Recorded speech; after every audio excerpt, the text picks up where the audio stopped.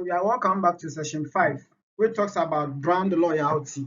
So by the end of this session, we should be able to explain the meaning of the concept brand loyalty, distinguish between behavioral and cognitive scientist perspective of brand loyalty, identify the important components involved in consumer loyalty, describe the major processes involved in developing consumer loyalty or customer loyalty, and discuss the various basic issues involved in brand equity and brand leverage. So the requisite components of customer loyalty. So when we say customer loyalty, loyalty basically talks about the kind of attachment that a customer has pertaining to a particular brand. So that's why we are saying that this customer is loyal, my customer is loyal, because regardless of the price or regardless of the quantity or whatever, the person would still want to buy from that particular person or customer or supplier.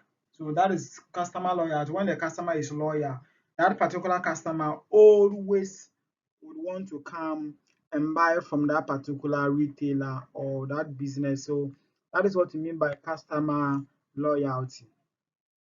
And we are saying that research findings suggest that a more favorable attitude towards a brand, service, or store compared to potential alternatives, together with repeat patronage, are seen as the requisite components of customer loyalty.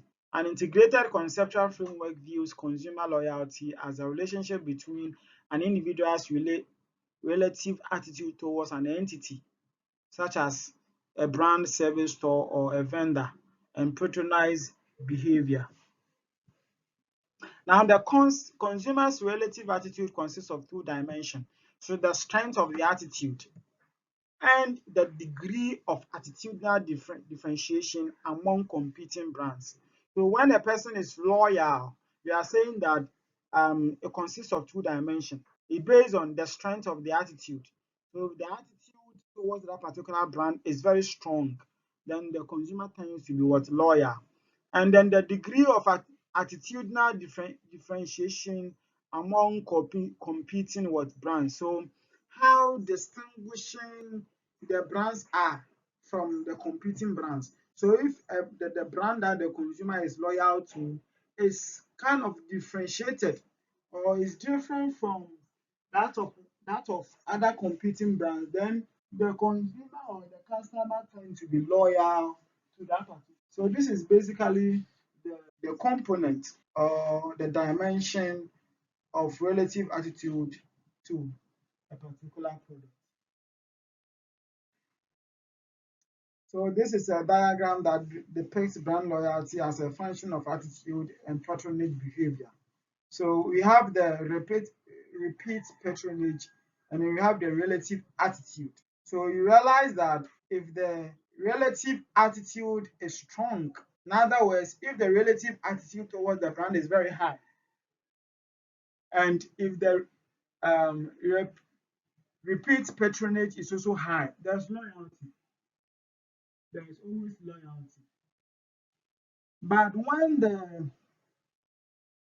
relative attitude is low and the repeat patronage is high, so what it means is that the attitude towards that particular product is low, but the person tends to always do repeat patronage. So that is it.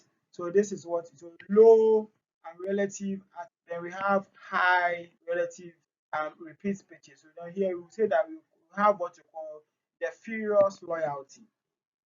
The furious loyalty. So the person is furious to know more. So when the person becomes abreast much, then maybe the relative attitude may go high. So here, when the relative attitude is low and the repeat patronage is high, we have the furious loyalty. And in the same vein, when the relative attitude is high and the person means that the person has a strong attitude, or the strength of his attitude towards the brand is very high, but the person doesn't frequently go to buy the same brand, then we are saying that there's what you call the latent loyalty. But when all of them are low, then we have what you call the no loyalty. There's no loyalty. So these are basically the four dimensions of brand loyalty as a function. Now, developing brand loyalty two basic questions to deal with are: how does brand loyalty develop? So if you want to actually develop brand loyalty, normally the preliminary questions that producers would want to figure out is how brand loyalty is being developed. So because if you're able to understand the philosophy or the rationale behind how a brand will be developed, then you can actually work towards that particular thing. Then when does brand loyalty develop? So at what point in time do we say that brand loyalty has been developed? So if you're able to know that, you can be able to track and see that, oh, at this point, there's what brand loyalty. Then again, declining loyalty.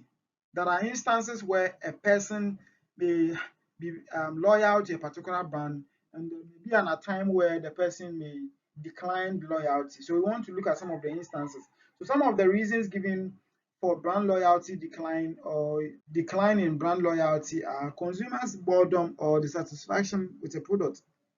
So when the person becomes bored or dissatisfied with a particular product, they tend to look elsewhere. And the constant availability of new product offerings. Constant availability of new products. So the person is loyal to your product and the person doesn't see any improvement. There is no introduction of any innovation in terms of the product and all that. And day in and day out, there are new product offerings coming out. The person has no option than to decline his loyalty from your product and then go and look for new product offering. So that is what we actually mean here. And an increased concern with price. Yes. So when a person becomes sensitive to price, it's also called for brand loyalty. It also calls for brand loyalty. Okay, and the rest. Now, we are looking at what you call brand equity and brand leverage. And in general, brand equity refers to the value inherent in the well-known brand name. So if the value inherent or the value inherent in the well-known brand loyalty. So from a consumer perspective, brand loyalty is the added value bestowed on the product by the brand name. So KFC is a brand that some consumers are loyal to. And we are saying that for a consumer to be known to be brand equity, it means that the person has seen some added value to that particular product. So from the consumer perspective, it's added value bestowed on the product by that particular brand name.